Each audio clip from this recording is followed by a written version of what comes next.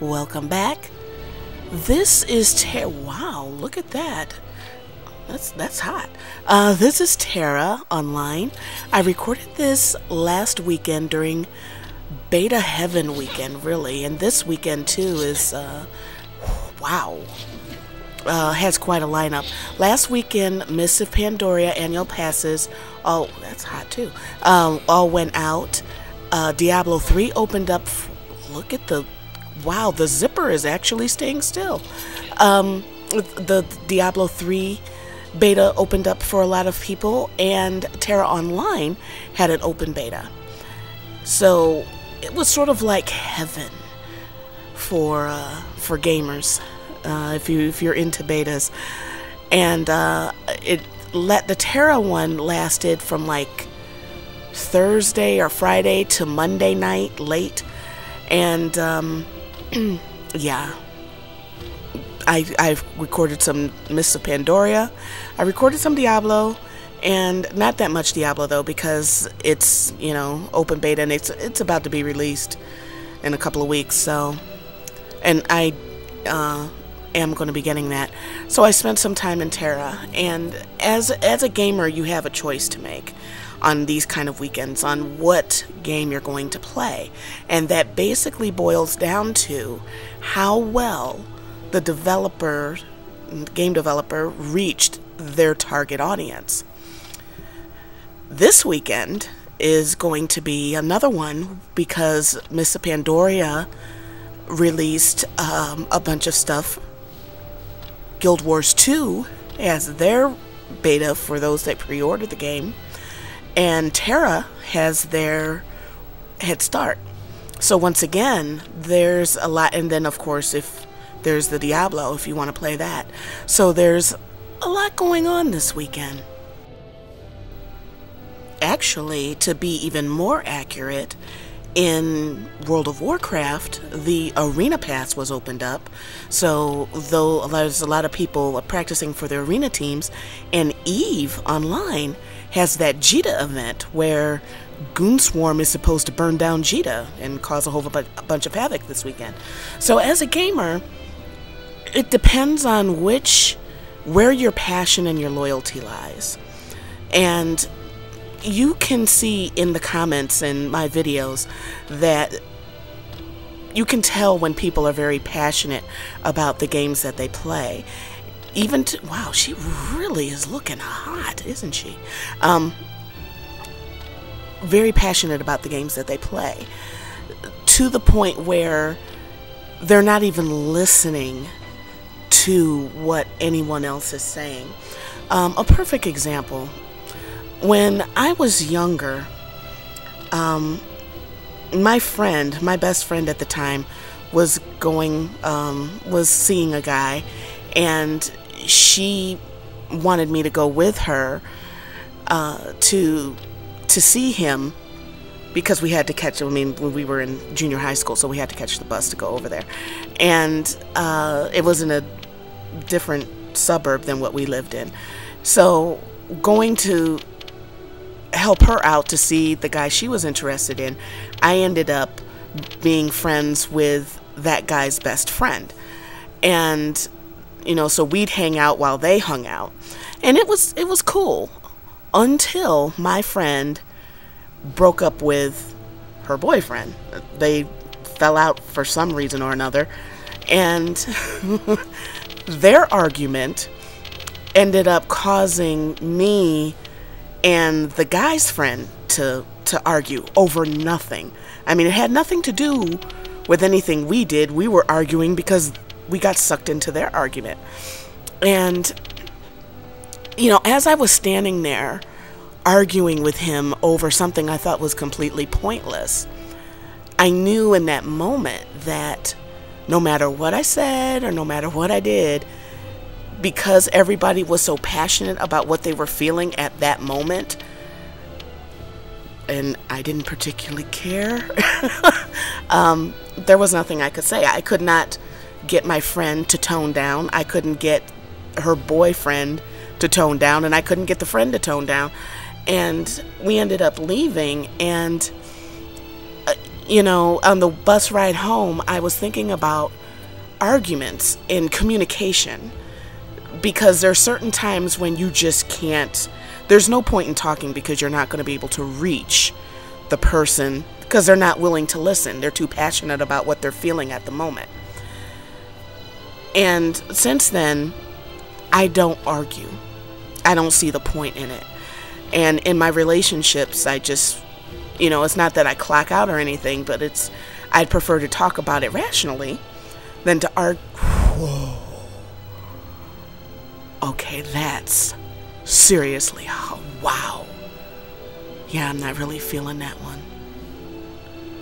I'm not. You'd think I was a guy as quickly as okay, that's hot. Yeah, I think I'm gonna go with this one. Oh, the hair changed. Now that's interesting. You go through all that trouble to do a hairstyle and it changed. Not that you probably care. Huh. I completely lost my train of thought. Yeah, let's get in the game and fight some stuff. So I wouldn't be surprised if you're thinking, that was a cute little story, all girls argue, and what's your point? Well, all girls don't argue because I don't argue. But one of the things that happens, now this is interesting, look at that animation. It looks like it's about to charge you, but it doesn't. Awesome. One of the things that you will bump into if you're a gamer is particularly when you have these events, is trying to defend your position on which event, which thing you're going to do.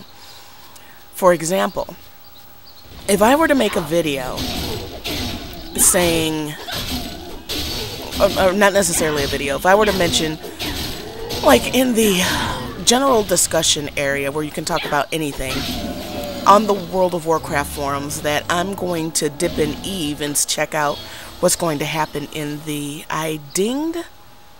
Oh, that's a nice ding thing. Okay. I'm going to check out Eve and see what happens this weekend. Inevitably, they're going to tell me that Eve is comprised of a bunch of psychopath players because of the seediness of the game, and WoW, and Eve sucks and WoW is better. If I were to mention WoW to an Eve player, they're going to say something to the effect like, I left WoW and I immediately became bored because I came into this other sandbox game, which is called Eve, and it's superior. If I were to go in TERA and say, you know, I'm thinking about, I'm going to pre-order the game, but I'm going to dip in WoW, then they're going to say how wonderful TERA is over WoW. This is what you're going to get, and there's no point in arguing the fact, because the people saying these things are so passionate about what they feel that they're not going to listen. The majority will not listen. They will just keep defending their point instead of listening to the very logical reason that their game isn't the best game. Out of all the games that I mentioned, I can point out serious problems in each one. Nothing is perfect. But yet and still, try to tell an Eve player that Eve isn't better than WoW. Eve is not better than WoW. TERA is not better than WoW. WoW is not better than TERA. WoW is not better than Eve. They're games. Nothing more, nothing less. And the fact that somebody would feel entitled enough to tell someone that they're playing an inferior game, particularly if that game has... I mean, how does somebody in Eve really think... Eve has got, what, 300,000 players? Let's be generous and say 500,000 players. WoW has 10 million? And then you're going to say Eve is better? Is it really? Then why aren't more people playing it? Why are people whining on the forums every single solitary day? You would not think people were happy in Eve. Why aren't there more than 50,000 people connected into the game at once? You know, these are the questions where if you were to say, I mean, from the things that I just said, Eve is not all that. If it was, it would be bigger. But try telling the person that's passionate about Eve that. There are people that are still playing, honestly, I did not realize this, but Ashran's Call. Try telling them that's not an outdated game because they're passionate about it.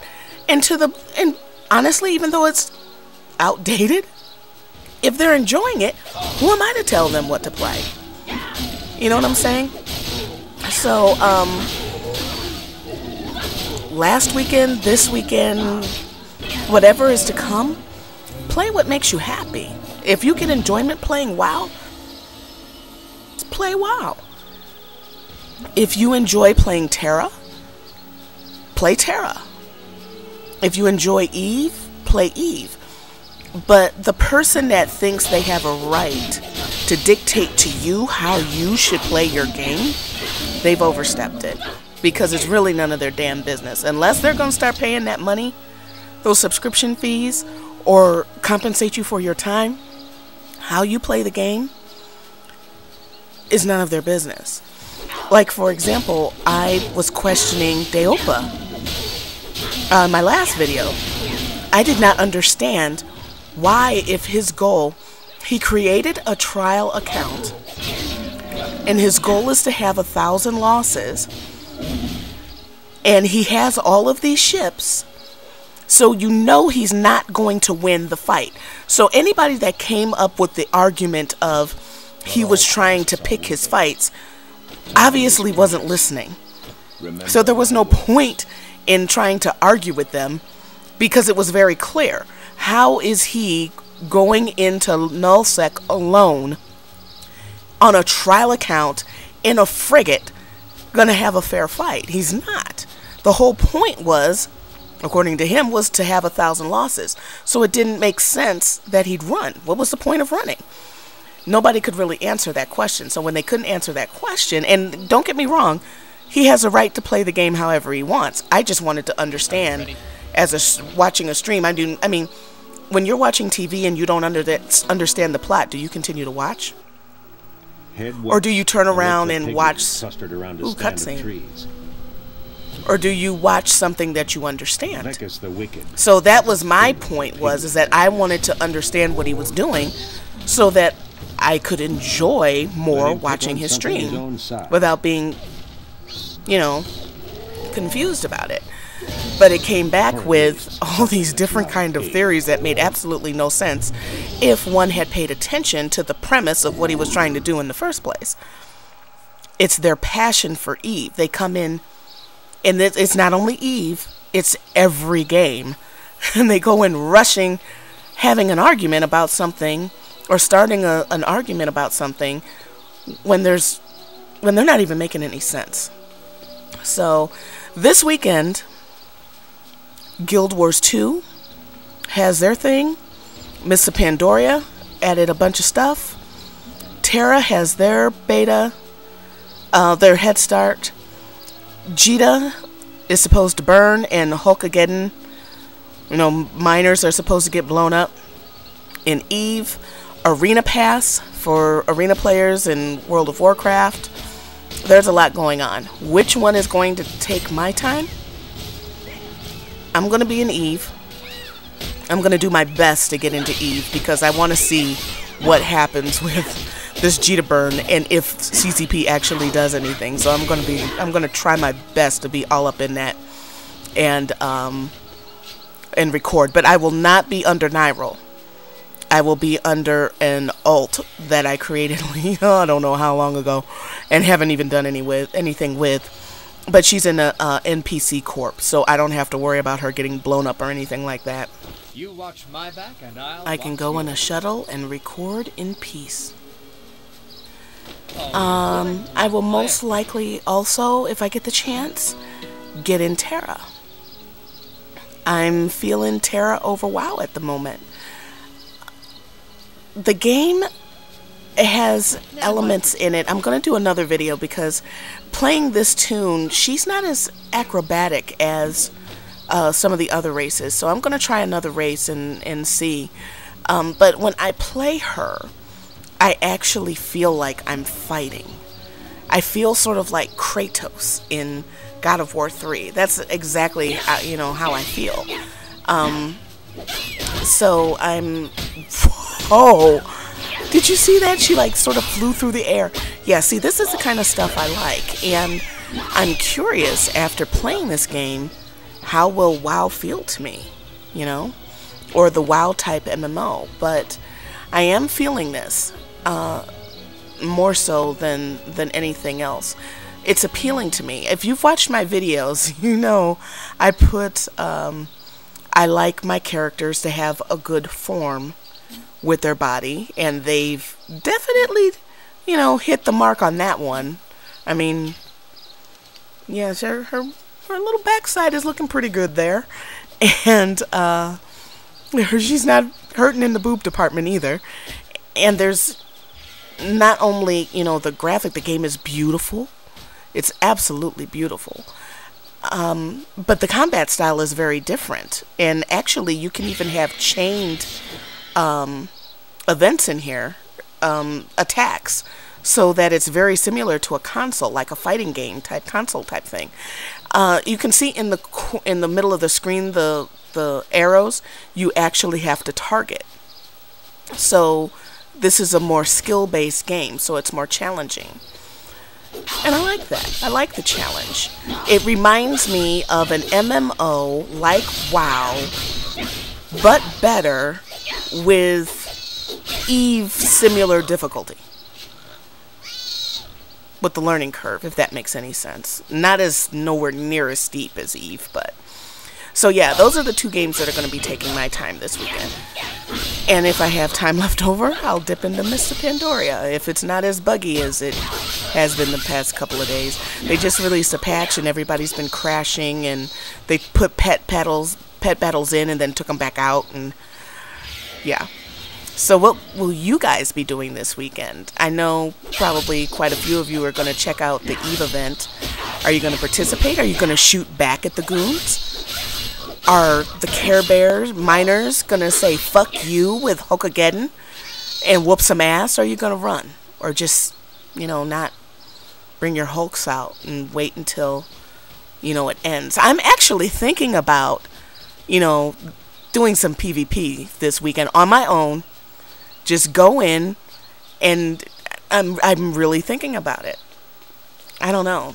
I've also been thinking about Red versus Blue, because I think that's kind of fun, like to do on an alt. I wouldn't want to leave my corp and have to join my corp and all of that, but I wish I would. If, to be honest, if I'm very serious about mining, and if somebody shoots at me, it's on. It's just on. I'm not gonna back down like that. So yeah, I'm curious what you guys are gonna do. If you go into Guild Wars 2, I hope you have a lot of fun. I'm just not feeling shelling out $60 for it yet. A lot of people are probably going to be streaming it. There's going to be a lot of charity streams on Twitch TV, so I will be checking those out as I can to get a better feel for the game. But for now, between TERA and Guild Wars 2, TERA won. Which I didn't think. And I take back what I said. Because I was all up Guild Wars 2, and I'm not going to do TERA because I'm going to suck with the combat. Yeah, I feel epic right now. Whatever you decide to play, I hope you guys have a great time this weekend. Try to keep the arguments down to a minimum because they absolutely serve no purpose. And most of the comments in those arguments are just trolling. Have fun playing the game, don't troll. And I'll see you guys in the next one.